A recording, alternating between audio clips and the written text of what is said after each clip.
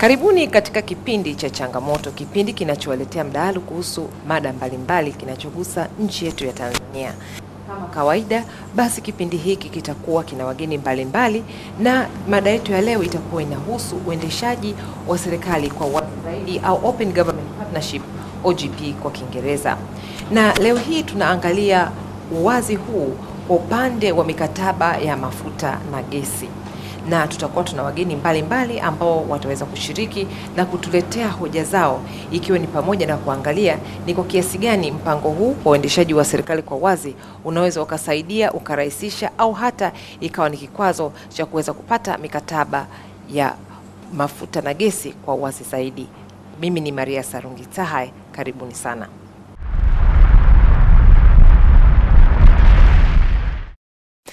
Basi kama nilivyoeleza hapo awali, tupo pamoja na wageni wetu hapa jukwani, lakini pia tuko na wageni wengine hapa studio. Na hapa jukwani leo hii tutakuwa na wadau mbalimbali, lakini labda nianze kwa kumtambulisha Mheshimiwa Mbunge John Mnyika. Karibu sana katika kipindi chetu. Na tuko na Bwana Silas Olang, vile vile yeye ametokea kutoka Revenue Watch, na tunawakaribisha sana katika mada yetu ya leo. Kama ulivyosikia Mheshimiwa, tunazungumzia kuhusiana na mikataba ya mafuta na gesi.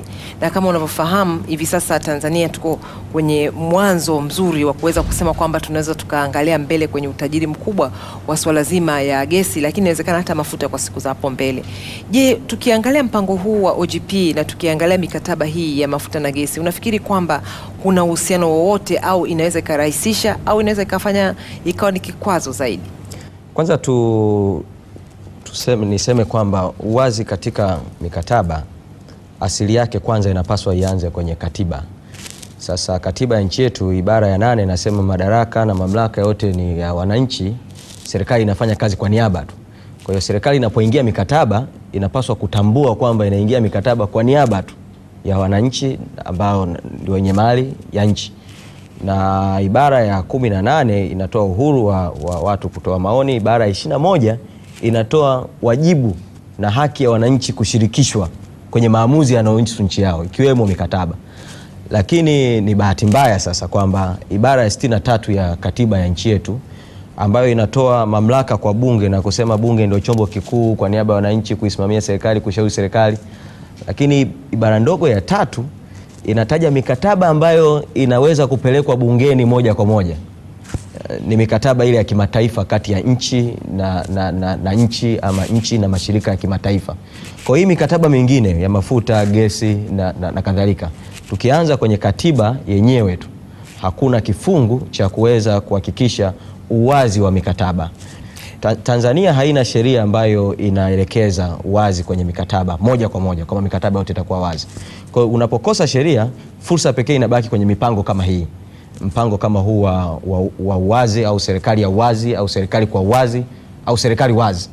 Kwa hiyo inaweza, kwa sababu misingi yake ile minne, kwa maana ya msingi wa uwazi, msingi wa ushirikishwaji wa wananchi, msingi wa uwajibikaji na uadilifu, na hata msingi wa teknolojia na uvumbuzi, ndani ya vipengele vyake kunaweza kuwekwa sasa kwamba serikali ya Tanzania inaahidi kwamba mikataba itakuwa wazi. Sasa hii inakuwa ni ahadi tu peke yake. Lakini ni bahati mbaya kwamba nimeupitia huu mpango kazi na kwa ujumla wake, hakuna kipengele mahususi ambacho serikali imesema kwamba sasa kuanzia sasa mikataba hii itakuwa wazi, na hasa mikataba mafuta na gesi. Na kwa nini kuna umuhimu? Unajua wananchi tunazungumzia mikataba, kuna mikataba mingi, lakini kwa nini mafuta na gesi? Kwa nini, kuna umuhimu gani? Hii mafuta na gesi kwanza ni rasilimali ambayo inaweza kuingiza mapato makubwa sana kwa nchi. Kwa hiyo kukiwa na uwazi, maana yake tutakuwa na uwazi kwenye mapato, uwazi kwenye maslahi ya kimapato katika hatua zote za kimikataba, na nchi itanufaika na hizi rasilimali. Lakini la pili, hii ni rasilimali inayokwisha. Rasilimali zote hizi mbili zinakwisha. Magesi inakwisha, mafuta yanakwisha. Kwa hiyo huwezi kuyafanya yasiwe na uwazi kwa ajili ya maslahi ya kizazi cha leo na kizazi kijacho.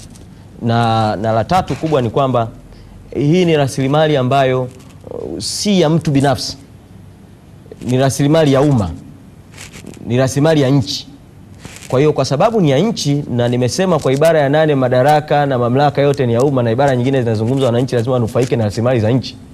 Uwazi katika mikataba utawezesha sasa kila mtu, kwa maana ya wananchi wengi, kunufaika na hizi rasilimali na utaepusha mianya ya ufisadi katika hii mikataba. Na la 4 ni kuepusha nchi yetu sasa na kitu kinachoitwa laana ya rasilimali. Nchi ambazo zimekuwa na mafuta na gesi haswa barani Afrika ndio nchi ambazo vile vile zimekuwa na vita, zimekuwa na migogoro, kama sio vita basi migogoro, zimekuwa na umaskini uliotopea katikati ya lindi la utajiri ambao Mwenyezi Mungu amezijalia hizo nchi. Sasa ukiangalia katikati ya vyanzo vya mambo haya kuna siasa za kimataifa, uchumi wa kimataifa, misukosuko ya kijamii ya kimataifa ambayo ni kimsingi ni ubeberu wa kiuchumi, ukoloni mamboleo wa kiuchumi unaokuja kwenye sura ya makampuni ya kimataifa.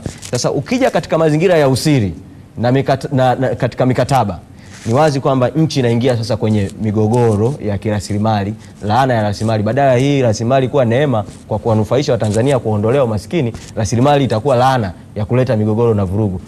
Tafsiri yangu ya uwazi kwenye mikataba inaanzia kuanzia kwenye maandalizi ya mikataba.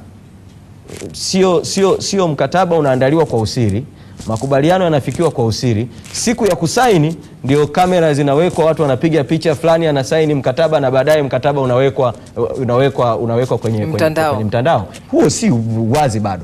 Uwazi ni kuanzia kwenye maandalizi ya mkataba wenyewe. Sasa kwa Tanzania kuna usiri mpana. Usiri kwenye maandalizi, kuna uwazi kidogo kwenye kusaini, kuna usiri kwenye mikataba kuwa hadharani. Mimi ni mbunge. Hata kwa mbunge, nini mwananchi wa kawaida? Sisi tunaongozwa na sheria ya kinga, haki na madaraka ya bunge. Mimi kama mbunge nikitaka kuuona mkataba, mbunge kama mbunge, naweza kuuona mkataba. Lakini sheria ya kinga na haki na madaraka ya bunge inasema inabidi nimwandikie barua katibu wa bunge kumuomba kuna mkataba fulani naomba niuone. Katibu wa bunge atamwandikia huyo mwenye mkataba, alafu mwenye mkataba atauleta kwa katibu wa bunge, alafu mimi nitaitwa, nitakwenda ama kwenye maktaba au kwenye ofisi ya katibu wa bunge, nitaonyeshwa ule mkataba, nitausoma, alafu nitatakiwa nikimaliza kuusoma niuache pale pale, niondoke nao. Sasa kama huyo ni mbunge, mwakilishi wa wananchi, sasa itakuwaje kwa mwananchi wa kawaida? Labda kwa kifupi, kufuatana na uzoefu wako na kazi yako, unafikiri kwamba kwa nini sekta hii ya mafuta na gesi imeanza kuongelewa zaidi na kupewa umuhimu kubwa inapokuja kwenye swala la uwazi na uwajibikaji? Tasnia ya uziduzi kwa ujumla, ukichukua gesi, mafuta na madini duniani kote, ni tasnia iliyogubikwa na usiri wa aina yake. Na imegubikwa na usiri kwa sababu moja kubwa. Sababu nyingi kidogo, lakini moja kubwa ni kwamba kwanza ina washiriki wachache. Ni sekta ambayo inahodhiwa na makampuni machache makubwa ya kimataifa. Kwa hiyo makampuni yale utakayoyakuta Tanzania ndio utayakuta Ghana, ndio utayakuta Uganda, kwa hiyo wameshikilia tasnia ile, ni kama iko mikononi mwao. La pili ni kwamba tasnia hii ina mchango mkubwa sana wa kuendeleza chumi za nchi hizi. Lakini kwa bahati mbaya sana, rasilimali hizo zimetumika sana kudhoofisha demokrasia katika nchi ambazo zina utajiri huo. Kwa vipi? Njia moja ya kukuza demokrasia ni pale ambapo wananchi wanachangia kuendesha serikali yao kwa maana ya kulipa kodi. Kwa hiyo serikali inakuwa loyal kwa wananchi wake. Ukiwa na rasilimali hizi kwa wingi, tabia inakuwa kwamba serikali inaweza kujiendesha bila kutegemea kodi ya mwananchi wake. Kwa hiyo wale walioko madarakani wanaanza kujitenga kutokana na wananchi wao, wanaweka kizingiti pale katikati kwamba okay, wananchi mnaweza mkawepo, tutawapa huduma mnavyotaka, kwa sababu hawana sauti kubwa kwamba ninyi mnaendesha serikali yetu, mnaendesha nchi yetu kwa kodi yetu, kwa sababu wanapata zile rasilimali kutoka. Na nilisema hii hata kwa Tanzania, ukisoma katiba yetu hii, hakuna mahali ambapo katika katiba hii inasema ardhi na rasilimali zilizoko juu ya ardhi, chini ya ardhi na chini ya maji ni mali ya Watanzania. Haipo kwenye katiba. Katiba ya nchi nyingi utakuta zinasema hivyo wazi kabisa. Sasa kwa sababu haipo, Saa zingine inakuwa vigumu sana kusema hizi rasilimali ni za kwetu sisi. Na ndio maana nafika mahali labda serikali nafika mahali nasema tunaendesha rasilimali hizi tunazitumia kwa maslahi yenu, lakini pengine sio ya kwenu kwa sababu katiba haisemi ni ya kwenu. Sasa wanaweka usiri ule ili kulinda maslahi ya wachache wanaohusika na usimamizi wa rasilimali zile, sio maslahi ya umma. Hii mikataba ikiwa wazi, mwananchi akaiona, nitapigwa mawe. Kwanza nitaweka wapi uso wangu? Nitaonekana mimi kama waziri nimesaini mkataba mbovu kama huu ambao hauna maslahi kwa nchi. Kwa hiyo ni sababu ya kwanza. Sababu ya pili ni rushwa. Mikataba mingi imesainiwa katika giza la rushwa, wimbi la rushwa. Kwa hiyo ukisha saini kwa rushwa, maana yake ni kwamba umeuza haki za wananchi kwa namna moja au nyingine. Kwa hiyo lazima uifiche. Sasa katika kuificha, mle ndani ya mkataba wanaweka kifungu kinachoitwa wanaita confidentiality clause, yani usiri. Ndio wanasema ili utoe taarifa hii au utoe mkataba huu kwa mtu mwingine lazima upate maandishi, ruksa ya maandishi kutoka kwa upande mmoja. Kwa hiyo serikali inapotaka kutoa inamuomba mwekezaji impe ruksa ya kutoa mkataba ule. Na vile vile mwekezaji anapotaka kutoa inaomba serikali, kwa sababu hawa watu wawili wana maslahi mle ndani ya mkataba ule. Na tatu, hakuna sauti kubwa ya kudai mikataba hii itolewe. Kwa hawa watu wako kwenye comfort zone. Hakuna mtu anayewasumbua, tunataka hii mikataba. Na hizo sauti ndizo tunazitaka sasa. Sauti za umma ziwe kubwa, zidai tunataka kuona hii mikataba kwa sababu rasilimali hizi ni za kwetu. Ninyi ni mawakala wetu kama serikali, ni mawakala wetu. Sasa kama wakala, uwezo kaniambia kwamba mimi niliyekutuma ambaye ni principal, nimekutuma kwenda kusaini mkataba, uje uniambie kwamba mkataba niliyosaini na yule mtu ni siri kwangu mimi ambaye ni mwenye rasilimali. Wakati kampuni ile niliyosaini nayo mkataba haiwezi hata siku moja ikamwambia shareholder wake kwamba mkataba niliyosaini na serikali ya Tanzania ni siri kwa sababu mtaji wangu nimeweka mle ndani. Unaniambiaje ni siri? Lazima nijue umesaini kitu gani na tutapata nini, na mimi nahitaji kujua. Sawa, nashukuru sana. Labda sasa basi watazamaji, hebu tupate kusikiliza maoni ya wananchi ambao tuliwahoji huko Arusha pamoja na Dar es Salaam. Lakini baada ya hapo pia tutapata kusikia maoni kutoka mkurugenzi wa haki ardhi, na baada ya hapo pia tutamsikiliza mbunge Zitto Kabwe ambaye pia ni mwenyekiti wa kamati ya bunge ya mashirika ya umma ambaye atazungumzia mada hii kwa sasa. Karibuni.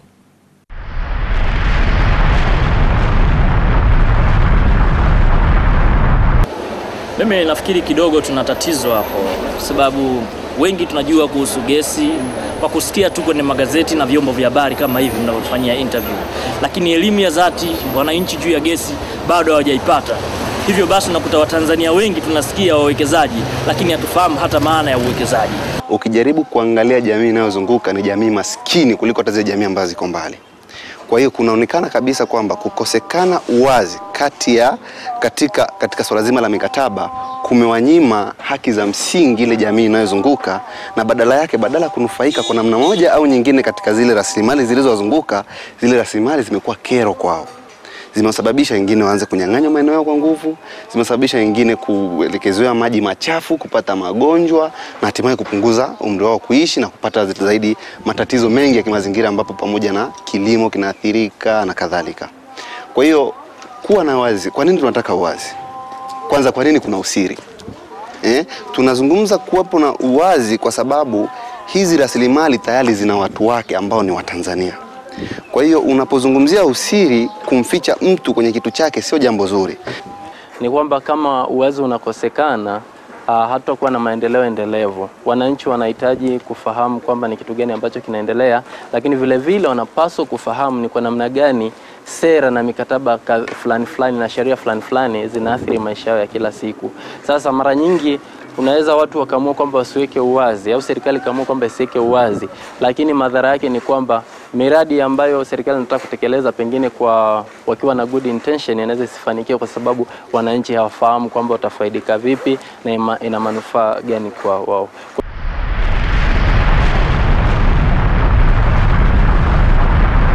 Wizarani huwezi ukawa na ufahamu wote. Kushirikisha Watanzania, hata wale kwenye sekta binafsi, hata wanaofanya kwenye makampuni ya mafuta nje, inakupa wewe uwezo wa kudhibiti mianya ambayo kwa muda mfupi wakati bado unasomesha watu wako, kudhibiti mianya, kwa sababu kuna Tanzania ambao wanasoma, wanafanya kazi Shell, wanafanya kazi Total nje ya nchi, wanafanya kazi Uarabuni, ADNOC, Abu Dhabi. Wale tunaweza tukawaita tukamwambia bwana hivi na sasa hivi nasemaje. Sasa nyinyi mkidai mnajifungia pale kwenye wizarani nasema sisi bwana ndio wataalamu na TPDC, haiwezekani. Sasa mambo mengi ambayo tunayajibu kwa mikataba ambayo tunayasaini sasa hivi inatokana na mikataba ya asili. Yani yale makampuni yanachukua hela kwao, yale makampuni yanaingia mikataba na makampuni mengine, yale makampuni yanakodisha huduma za utafiti, yale meli ya kufanya utafiti kwenye bahari. Sasa sisi kama hatufahamu hata mikataba ya asili, tunapoandikiana nao mkataba sasa hivi haina maana.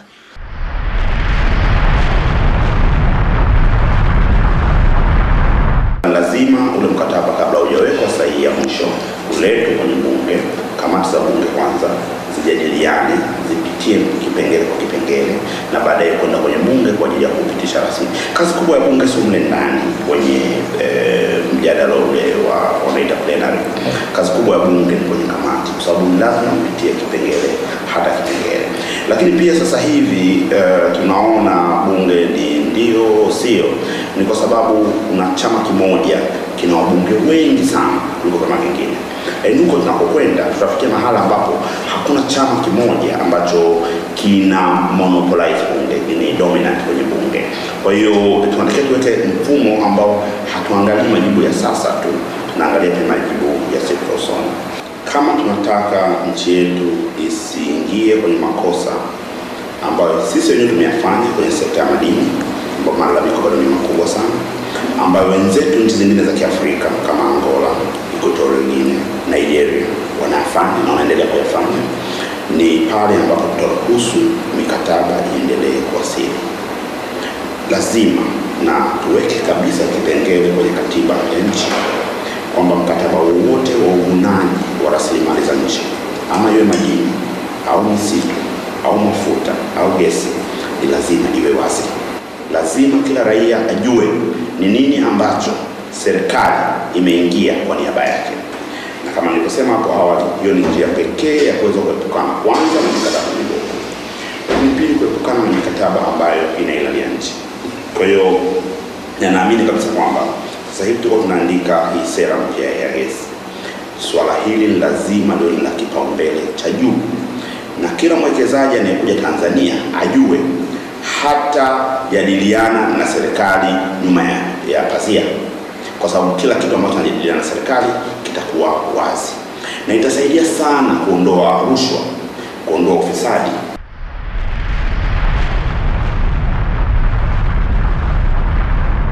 Baada ya kupata maoni ya wadau mbalimbali, basi tunarudi tena hapa studio ili kuweza kupata maoni kutoka wageni wetu.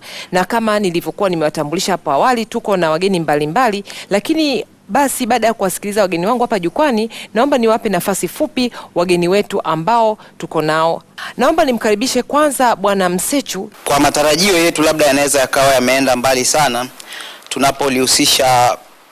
tunapohusisha serikali wazi na gesi na mafuta kwa Tanzania, kwa sababu kwa mpango wa serikali sekta ya uziduaji bado haijaingizwa kwenye mpango huo wa serikali wazi kwa kuwa, ila hata watakapofikia hatua hiyo ya kuweza kuingiza sekta ya uziduaji, kwa maana ya kwamba mafuta, gesi na madini, bado kuna vitu vingi kama walivyosema wawezeshaji. Kuna vitu vingi, moja wapo ikiwa ni sheria za kurekebisha, sheria ambazo zinazuia taarifa kuwafikia wananchi, wakati mpango wa wazi wa serikali wazi upo kwa lengo la kufikisha taarifa hizo kwa wananchi na kuhakikisha kwamba wananchi wanashiriki. Kwa hiyo kuna ukinzani wa sheria na kuna ukinzani wa mpango huo, na sote tunafahamu kwamba sheria na mpango, sheria itakuwa na kipaumbele. Ukiacha sheria tu, kuna kama alivyosema Mheshimiwa Mnyika, kuna mikataba. Mikataba mingi imeweka vipengee ambavyo vinaonesha wazi kabisa kwamba taarifa ili ziweze kutoka lazima makampuni yakubali na vitu kama hivyo. mingine kama ilivyosemwa ni aibu. Ili tuweze kupata mafanikio ya mpango wa serikali wazi kwenye sekta ya gesi, mafuta na labda madini, lazima kwanza turekebishe sheria zetu, ni lazima turekebishe mikataba yetu. Hilo la kwanza. Lakini kwa bahati nzuri sana sasa hivi majuzi Waziri Muhongo aliagiza bodi mpya ya TPDC ipitie mikataba takriban 26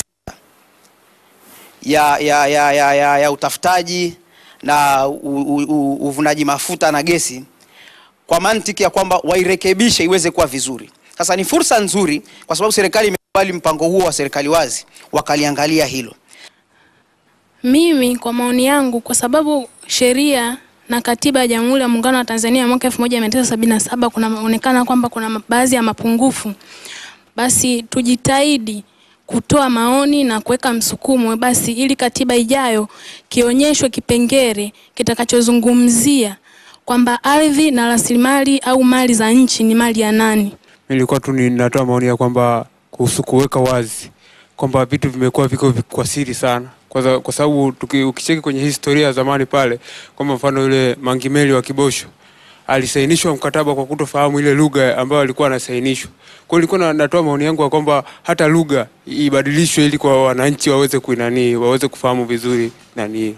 Tunatakiwa kuangalia lengo la hii open government yenyewe ni nini, ambapo inaletwa kwa wananchi. Serikali ilipo saini ikiwa ni mwaka mmoja toka imesaini hiyo mikataba ya open government. Sasa kitu kikubwa, lengo la hii open government partnership ni kuleta usawa kati ya serikali na wananchi, yani wananchi kushirikishwa katika ujazaji wa mikataba wa rasilimali zao za nchi husika. Sasa asilimia kubwa ya wananchi wa Tanzania, ukiangalia asilimia 95 wamekuwa wako mbali sana na serikali zao, kiasi kwamba hawawezi kumfikia hata mkurugenzi wa halmashauri labda ya wilaya, hawezi kumfikia. Sasa anawezaje kufikia hatua hizo zote na kufika kupata hayo maandishi ili aweze kuona mkataba, aidha aweze kurekebisha au kutoa kasoro ambazo zipo? Kuna haja ya kutoa elimu kwa Watanzania kwanza ili waweze kufahamu masuala mbalimbali ambayo yanatakiwa kwenye mikataba, ili na wao waweze kushirikishwa kikamilifu na kuepuka matatizo mbalimbali ambayo yanaweza kujitokeza huko mbele kutokana na wao na kutoshirikishwa. Sasa kwa upande wa wanaharakati, ni vitu gani ambavyo mnaweza mkafanya hususan kwa upande wa mafuta na gesi, au tunaweza tukasema kwa sekta hii ya uzinduaji kwamba what can you do? Tunaweza tukafanya nini? Tunaweza tukajishughulisha vipi kwamba angalau basi kama tumeshindwa kwa mikataba yote kwenye sekta hii ambayo inaweza ikatunufaisha kwa kiasi kikubwa, tuone tupige hatua tuwe tumeweza kufaidisha vizazi vijavyo pia. Asante sana. Kwanza niweke kwenye muktadha wa open government partnership. Nadhani ndugu Msechu alisema vizuri sana kwamba hakuna tumaini lolote ndani ya open government partnership la kuboresha tasnia ya uzinduzi kwa sasa, kwa sababu sio moja ya sekta zitakazoangaliwa. OGP sasa hivi inaangalia afya na elimu na maji, ndio nataka kuweka uwazi. Lakini tukijiuliza swali la msingi kwamba hivi uwazi tunautaka kwa ajili ya nini? Tunautaka kupambana na rushwa na ubadhirifu wa rasilimali za umma, na ubadhirifu unatokana kwenye sekta za kiuchumi, sio sekta za huduma. Sehemu kubwa ya ubadhirifu uko kwenye sekta za kiuchumi. Kwa hiyo inapoachwa zile sekta za kiuchumi, zinapoachwa kwenye OGP, inaonyesha wazi kabisa kwamba nia ya dhati ya kupambana na rushwa na ubadhirifu ambao unatokea kwa sehemu kubwa kwenye sekta za kiuchumi, vita hivyo huu mpango huu haulengi huko. Kwa hiyo kwa namna hiyo naipenda sana kwa dhana yake ya uwazi, lakini practical inapokuja kwenye utendaji na malengo yake kwenye sekta za uchumi imeacha, sijui kama ni makusudi au imeacha kwa kutokufahamu. Tanzania tumeshatoa taarifa 2 sasa, inaonyesha mapungufu ya karibu bilioni 40 kila mwaka uliofanyika. Lakini ukichambua zaidi pia utakuta kuna matatizo yake mengine. Kwa mfano, kwa nini 50% ya mapato yanayotokana na tasnia hizi itokane na mishahara na kodi za wananchi za wafanyakazi kwenye sekta hizi? Kwa nini? Ina maana kwamba rasilimali hizi basi kwa sehemu kubwa zinakwenda tu, wanaolipa kodi ni wafanyakazi kwenye tasnia. Kwa hiyo kuna maswali makubwa ya kisera ambayo yanatakiwa yatokane na taarifa hizo, sio tu kuangalia namba, lakini baada ya namba basi uzitafsiri hizo namba zina maana gani kwa mapana yake na kwa uchumi mpana wa taifa. Kwa hiyo hilo ni swala moja. Lakini pia kwa sababu huo nao ni mchakato wa kujitolea kama huu wa OGP, kwa sababu hii ni voluntary, ni mtu serikali anajitolea tu, lakini hakuna sheria yoyote inayolazimisha hivyo. Kwa sababu ile EITI nayo ni ya kujitolea, basi kama asasi za kiraia na makampuni na serikali, shinikizo limetokea na sasa inaandaliwa sheria itakayoyataka makampuni haya lazima yatoe taarifa za mapato za malipo ya kodi yanayolipa serikalini, mapato yote yanayolipa serikalini, na serikali nayo iwe sheria, wawajibike kisheria kutangaza makusanyo yote yanayotokana na tasnia hii. Na tunasikia kwamba kuna sheria pia, kuna wanaharakati wameshaanza kusema kwamba kuna sheria pia itungwe kwamba iwepo.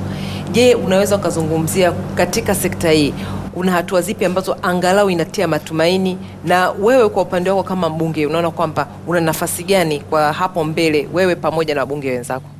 Kwanza, mchakato huu unaoendelea wa sera ya gesi na hata wa sheria ya tasnia ya uziduaji hautii matumaini sana, na mimi nimehoji mara kadhaa bungeni kuhusiana na jambo hili, kwa sababu dhamira ya kuweka wazi mikataba ingepaswa ionekane kwenye rasimu ya sera ya gesi.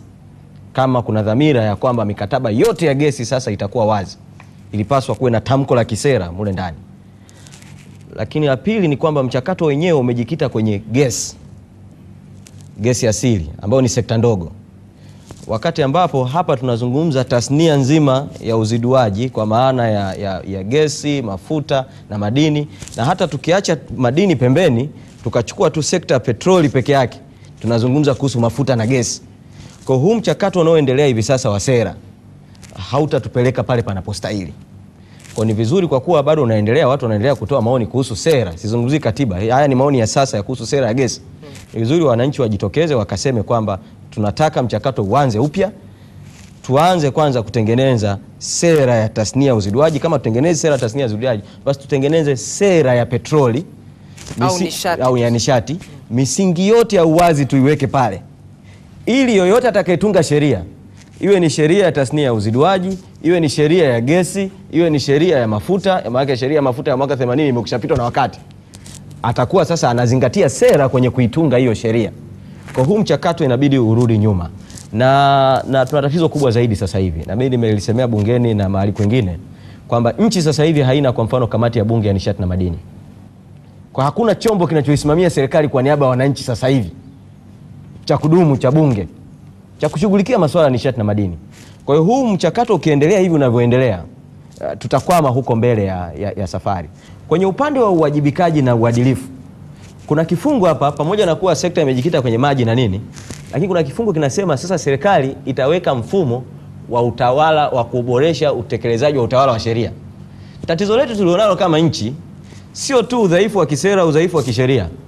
Tuna tatizo kubwa zaidi la utawala wa sheria.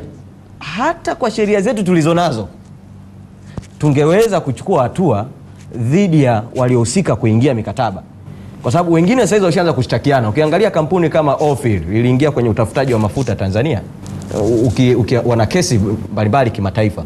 Ukizichambua zile kesi tu, namna kampuni ilivyobadilika, Ophir mara ikaanzishwa kampuni inaitwa Swala Energy, mara Kilimanjaro, mzunguko wote ule, na watu wa serikali waliohusika. Na mimi nitofautiane kidogo na bwana Olaf, wanasiasa sawa, wanasaini mikataba mibovu lakini ukweli ni kwamba mikataba mibovu ambayo huwa inasainiwa na wanasiasa huwa inapitiwa na wataalamu. Swala la msingi litakuwa kwanza, je, vifungu vya mwanzoni vya uwazi wa serikali kabla hata ya kuingia kwenye makubaliano, je, vilikuwa vinatekelezwa? Serikali kwa mfano ilisema kwenye halmashauri zote Serikali ikipeleka pesa kwenye halmashauri zitabandikwa kwenye mbao za matangazo, ikipeleka pesa mashuleni zitabandikwa mpaka mashuleni, kwenye mazahanati, kwenye nini, zilivyokuja, zilivyoingia, zilivyotumika. Swala la kujiuliza tu, je, iko kitu kidogo kama hicho tu kwenye serikali za mitaa kinatekelezwa? Lakini jambo kubwa zaidi, huu mpango ukibaki tu kuwa wanaita wenyewe commitment ya serikali, ahadi ya serikali, utakaa makabatini. Basi kama una maoni, una swali kuhusu kipindi chetu, basi ututumie maoni yako kwa kupitia anwani ifuatayo.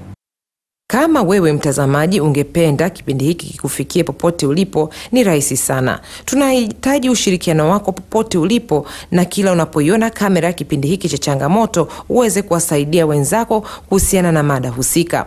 Unaweza kutuandikia pia kwa anwani zetu ambazo ni Changamoto, sanduku la posta 105-144 Dar es Salaam, ukatupigia simu kwa namba ya Dar es Salaam namba 2182405, ukatutumia fax kwa namba ya Dar es Salaam 2182596, au barua pepe changamoto@compass-tz.com.